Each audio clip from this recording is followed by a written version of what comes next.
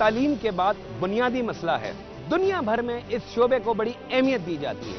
America में election मुहिम के दौरान इस शोबे के लिए बड़े बड़े वादे किए जाते हैं। हमारे मुल्क में इस शोबे की कितनी अहमियत है, इसका अंदाजा इस बात से लगाइए कि कुल बजट की रकम में से 3% से भी कम रकम इस शोबे के लिए मुख्तस की जाती है। और उससे भी बड़ा हिस्सा करप्शन की नजर हो जाता है। महंगाई के इस बेलगाम दौर में आम आदमी तो प्राइवेट अस्पतालों में जाने के बारे में सोच भी नहीं सकता और सरकारी अस्पताल में तो रोज आदमी जाकर बीमार हो जाता है। कराची में चंद गिने चुने सरकारी अस्पताल हैं और उनकी हालत इतनी खस्ता है कि अस्पताल कम और कचरे के ढेर ज्यादा नजर आते हैं। डॉक्टर्स अस्पताल में कम और अपने प्राइवेट क्लिनिक्स में ज्यादा नजर आते हैं, जिनकी फीस 500 से लेके 5000 रुपए तक है और दवाइयां अलग। जिस शख्स की तनख्वाह 5 से 6000 रुपए है, वो इतने महंगे डॉक्टर्स को कैसे अफोर्ड करेगा?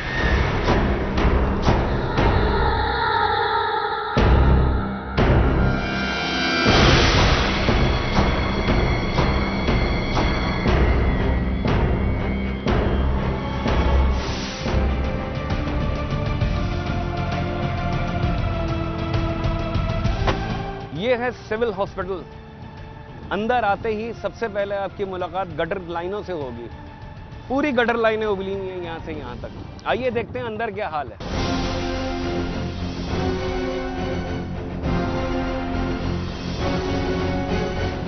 ये मेन दरवाजा है जिससे आप अंदर जाते हैं और यहाँ पे भी गटर है। गटर का पानी यहाँ तक आया हुआ है। मुतमईन है आप यहाँ से? मुतमईन कहाँ है, आपके सामने गटर लाइन खुली हुई है, आने जाने का रास्ता नहीं है। औरतें गिर जाती हैं, बच्चे गिर जाते हैं, किसी को क्या मालूम यहाँ पे नीचे गटर है। यानी जो तीमारदारी करने आ रहा है वो खुद यहाँ मरीज बन जाता है। यहाँ मरीज बन जाता है। आप देखें, कोई यहाँ सिस्टम ही नहीं है। हाँ, हमारी माँ 80 साल की उम्र है, उसके लिए खून का बंदोबस्त कर रहा हूँ। यहाँ से नहीं मिलता खून? नहीं, यहाँ से नहीं, कोई बंदोबस्त में लगा पड़ा है, कोशिश कर रहा हूँ। खरीदना पड़ता है खून? मैं देखो कोई अल्लाह वाला बंदा दे देगा, खरीद पैसा नहीं है हमारे पास। कहाँ से आए हैं आप?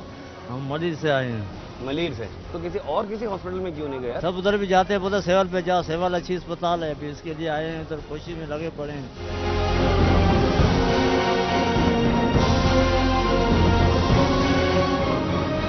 आप बताइए। 1.5 घंटा हो गया हमें यहाँ पे घूमते हुए, कोई बताइए ना ये करवाना है हमें। ये कोई टेस्ट है आपका? जी। तो कोई नहीं बता रहा है यहाँ? नहीं, 250 रुपए मांग रहे हैं और फिर बता भी नहीं रहे। सिविल में 250 रुपए मांगे जा रहे हैं? दिल की पता नहीं किस चीज के ले रहे हैं। कहाँ से आई हैं आप? मैं बंस रोड से। बंस रोड से आई हैं। यहाँ मुतमईन तो नहीं लग रही है आप मुझे गालिबन, तो आप किसी अच्छे हॉस्पिटल क्यों नहीं गए? गरीब लोग कहाँ जा सकते हैं, रोटी खाने के लिए तो है नहीं, तो कमाएगा कहाँ से? बच्चा सारा दिन में 150 रुपए कमाता है और हम लोग रोते हैं, बोलते हैं घर बेचो, जाओ यहाँ से, माँ को निकालते हैं, बोले हम कहाँ जाएंगे। दिल रो रहा था हमारा, सुबह से रो रहा है, हमारे बच्चे रो रहे हैं, हमारी बच्चियां काम करने जा रही हैं, जवान लड़के, हम किसको बोले? कोई सहारा नहीं है, हमारा शौहर भी नहीं है, बेटा है हमारी रोती है, मिलता है करता नहीं मिलता है तो बातें सुनाता है वो हमें, कहाँ जाए। सुबह से आई हूँ, अभी तक ब्लड का टेस्ट लिया है, अल्ट्रासाउंड का बोल दिया है, सुबह का नाश्ता किया हुआ, अभी तक बैठे हैं ऐसे। बोल दिया कि 3:30 बजे, पहले तो कर ही नहीं रहे थे, कह रहे थे परसों को आना। तो हमने बोला कि भाई पित्ते का मसला है, पित्ते में इतनी तकलीफ है, शदीद किस्म की दर्द होती है, गोलियां खाती हूँ, फट जाए तो फिर जान से बचा जाए। यहाँ काउंटर पे कोई नहीं बता रहा कुछ भी? काउंटर पे कौन बता रहा है कि उन्होंने वहाँ से जाते हैं, वो ऊपर साइन कर दिया, जाओ बैठो जाके। फिर वो जो साथ आए हुए तो उनको इधर भी नहीं बैठने देते, वो धूप में कहाँ घूमे। वो जो अंदर बैठा बंदा उसने भी निकाल दिए बंदे साथ वाले, चलो बाहर। मैंने कहा भाई बाहर धूप है, कहाँ जाए? कहते कि हमने तो तुम्हें भी इधर बर्दाश्त कर रहे हैं कि इधर बैठे हुए, तो हमने तो आपको भी निकाल देना था।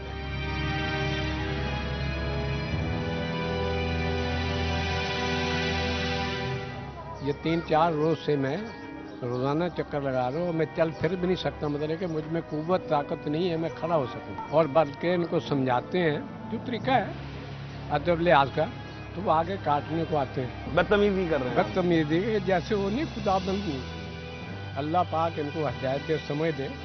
इखलाक बड़ी चीज़ है। कुछ परेशान लग रहे हैं? अंदर 4 दिन से दाखिल है, ना तो वो मिलने देते हैं, डाल दिया है अंदर, लेकिन जो है ना कोई देखभाल नहीं है। डॉक्टर देख रहे हैं उसको? डॉक्टर देख रहे हैं ना देख रहे हैं ये हमारे को पता ही नहीं, जब अंदर जा नहीं सकते हैं तो जाते हैं तो फिर वो पटियाले खर्चा मांगते हैं। खर्चा मांग रहे हैं? जी। वो पैसे मांग रहे हैं? पैसे मांगते हैं, या वो जूस के डब्बे ला दो जी हमें चक्कर में। इस वक्त मैं मौजूद हूँ सिंध गवर्नमेंट हॉस्पिटल याक्ताबाद में। हम जाएंगे और अंदर लोगों से बात करेंगे और जानेंगे कि यहाँ पे इलाज की सहूलियात कैसी हैं।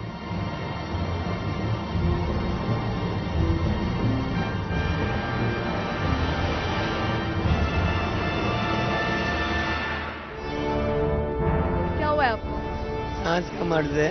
कैसे डॉक्टर्स यहाँ पे ख्याल कर रहे हैं? अभी तक टीका लग जाए बस। टीका नहीं लगाया आपको अभी तक? बस जाने के पता नहीं जा सकूँगा घर में। आपकी क्या डेजिग्नेशन है? हम लोगों का काम यहाँ पर पर्ची बनाना है और दवाइयाँ देना है। ये दवाइयाँ दिखाइए, दवाइयाँ कैसे रखी हुई हैं? आपके साइड में जितने मरीज यहाँ पे आते हैं वो सबको ये दवाइयाँ काफी होती हैं? सिर्फ यही दवाइयाँ आप लोगों के पास? क्योंकि हमने अभी पेशेंट से बात की है और यहाँ पे दवाइयाँ सिर्फ ये दवाइयाँ मौजूद हैं। यहाँ पे ये हॉस्पिटल है, इमरजेंसी है, यहाँ पे सिर्फ ये दवाइयाँ मौजूद हैं।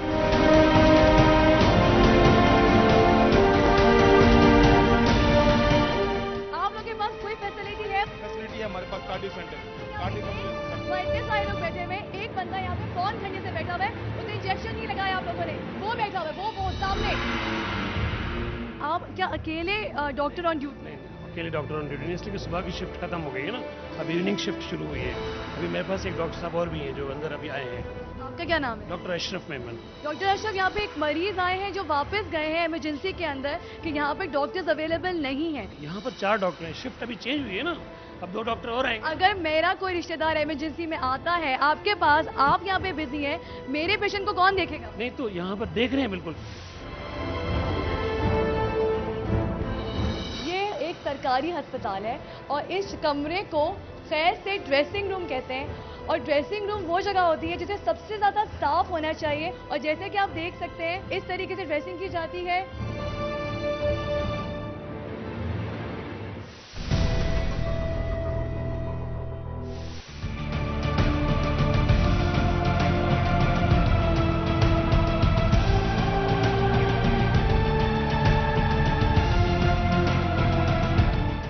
भाई वालेकुम सलाम। कैसे हैं हालात? हालात खराब ही है, रात का भाई को गोली लगी है, अभी तो कोई देखभाल नहीं है। अच्छा। जहाँ देखो बेडरूम के पहले पैसे मांगते हैं, कोई अभी तक पट्टी नहीं है।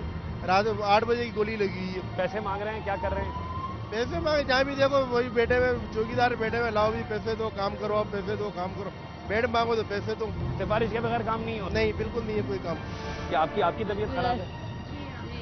तो क्या मतलब कोई नहीं पूछ रहा है? कोई नहीं पूछ रहा। 10 बजे के आए हुए हम। अच्छा। 10 बजे से यानी कि कोई ये टाइम हो गया अभी तक, यानी कि कोई आने से बेहतर आदमी कभी समझ जाए वो बेहतर रहेगा मेरे ख्याल में। अच्छा, यहाँ ना है? यहाँ हालात ये है कि इंसान को मरना ही बेहतर है। तो रही यही कसर है ना, वो भी निकल जाती है आने के बाद। गरीब को यहाँ ना कोई पूछता है ना पूछने वाला है, बस डॉक्टर में लगे हुए हैं। तो कोई सोर्स नहीं थी आपकी? सोर्स तो यहाँ जिसकी है वो मजे ले रहे हैं। गरीब आदमी बाहर भी परेशान, अंदर भी परेशान। यहाँ के इंतजाम में नाअहल लोग हैं, यहाँ डॉक्टर सिफारशी हैं, यहाँ के इंतजाम में सिफारशी हैं। गरीबों को कोई पूछता नहीं है, सब लोग मर रहे हैं, किसी को पूछने वाला है नहीं ना है।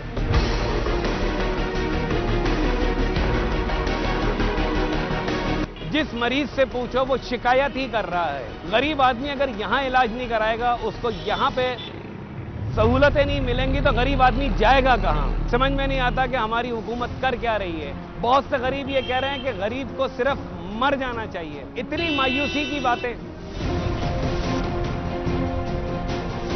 इस वक्त मौजूद तो कराची के एक बड़े सरकारी अस्पताल अब्बासी शहीद अस्पताल में और हम लोगों से बात करेंगे और जानेंगे क्या उन्हें इलाज की सही सहूलियात मैसर है इस अस्पताल में या नहीं। यहाँ पे कोई भी चीज़ नहीं मिलती, जो भी मिलती है पर्ची मेरे हाथ में, दवाई ये बाहर से लिया।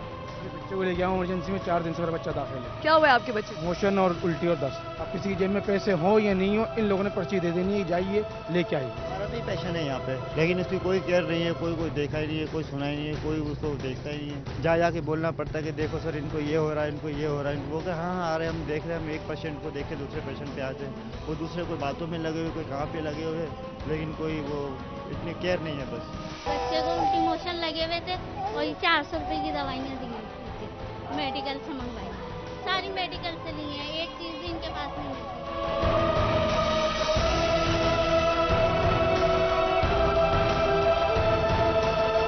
डॉक्टर का रवैया कैसा था आपके साथ? डॉक्टर अभी तक मेरे पास एक भी उठ के नहीं आया। जितना शोर कर रहे हैं कोई डॉक्टर आके नहीं दे रहा, कह रहे हैं बस सही है तो ले जाएंगे। बहुत दर्द हो रही है अभी तक। आप इमरजेंसी में आए थे? इमरजेंसी में आया था।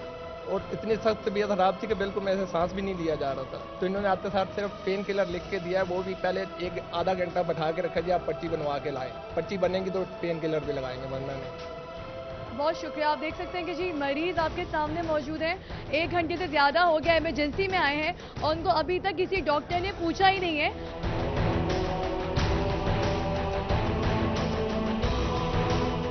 आप किसके साथ आई हैं? भाई को लेकर आए हैं। क्या हुआ है उनको?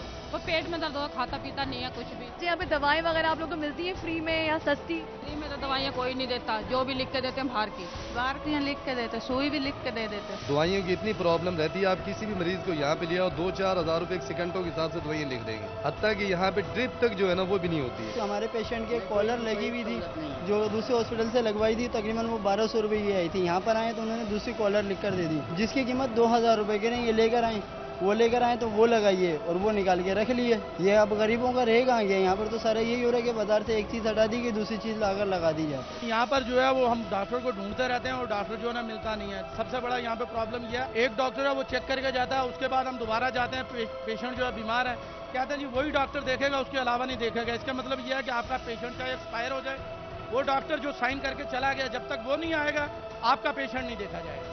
आप देख सकते हैं कि लोग इमरजेंसी के अंदर आए हैं और इमरजेंसी के अंदर उनको डॉक्टर्स अवेलेबल नहीं है और ये कहा जा रहा है कि जो डॉक्टर फर्स्ट टाइम चेक करेगा उसी से बात करेंगे।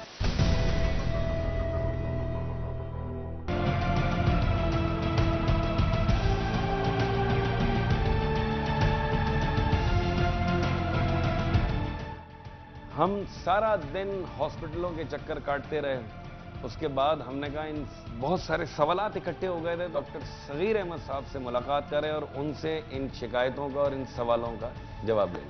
सर अस्सलाम वालेकुम।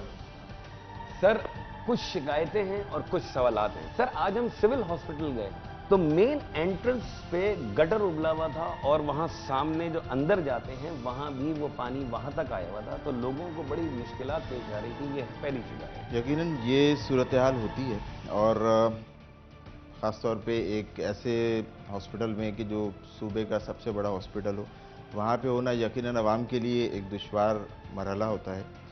लेकिन इसमें बुनियादी बात ये कि इसको मेंटेनेंस इसकी किस तरह से होती है। इसकी मेंटेनेंस बुनियादी तौर पे CMW डिपार्टमेंट या PWD डिपार्टमेंट करता है या वर्क्स एंड सर्विसेज करता है, तो इसके लिए उनसे बात की जाती है।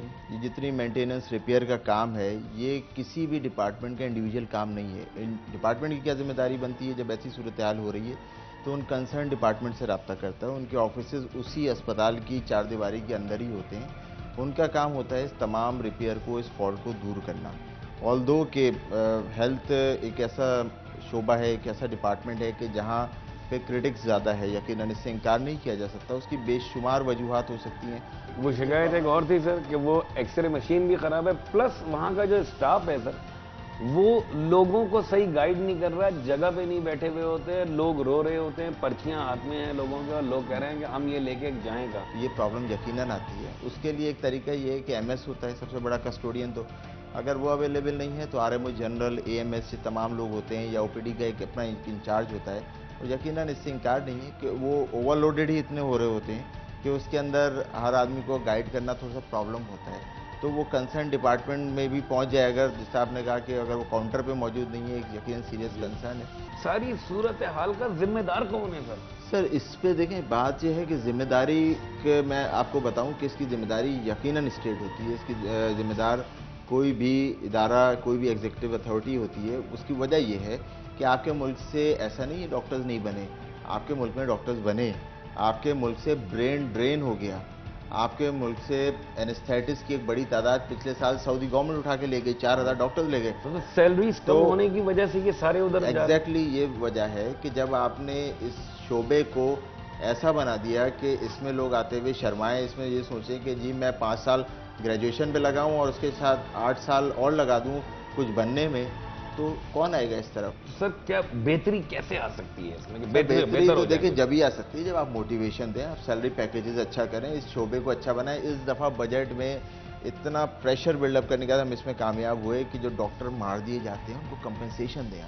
आप दीगर इदारों में दे रहे हैं। मैं बचपन से बजट देखता हुआ आया हूँ, अब असेंबली के अंदर देख रहा हूँ, हर बजट की बुक में एक सहीफे जैसे होते हैं वैसे लाया जाता है, पुलिस की तनख्वाह बढ़ाई जा रही है, वो बजट बुक में लिखी जाती है। भाई कि डॉक्टर्स की क्यों नहीं? फर्स्ट टाइम एक बजट स्पीच के अंदर, बजट बुक के अंदर डॉक्टर्स के लिए लिखा गया, डॉक्टर्स के लिए ये लिखा गया उनकी हाउस जॉब स्टिपेंड बढ़ रहे हैं, उनके लिए जो एमओ की कहीं भी अगर सूबे में, किसी भी सूबे में जो हाईएस्ट सैलरीज होगी वो दी जाएगी, पोस्ट ग्रेजुएट स्टिपेंड्स दिए जाएंगे, और उनको अगर वो बदकिस्मती से किसी भी वजह से वो अगर कत्ल कर दिए जाते हैं, इसका निशाना बन जाते हैं किसी भी वजह से, तो उनको कंपनसेशन उनकी फैमिलीज को दिया जाएगा 15 लाख रुपए। ये पहली दफ़ा हुआ है, रूरल इंसेंटिव पहली दफ़ा लेकर आए हैं। डॉक्टर साहब बहुत बहुत शुक्रिया, आपने अपने कीमती वक्त में टाइम दिया। Thank you sir, thank you very much.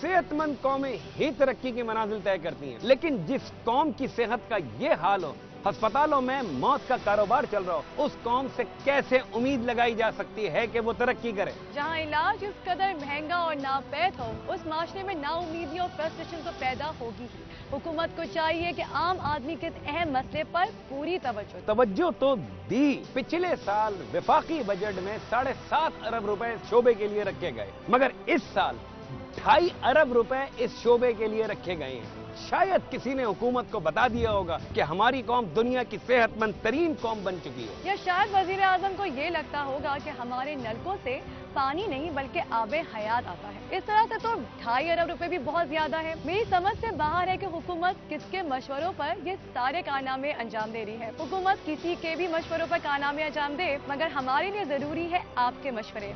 अपनी राय हमें जरूर भेजिएगा। हमारा ईमेल एड्रेस है kaunpuchega@duniatv.tv। अगली बार बहुत जल्द आपसे मुलाकात हो रही है, फिर हाजिर होंगे आपके नए मसलों के साथ। इजाजत दीजिए, अल्लाह हाफिज।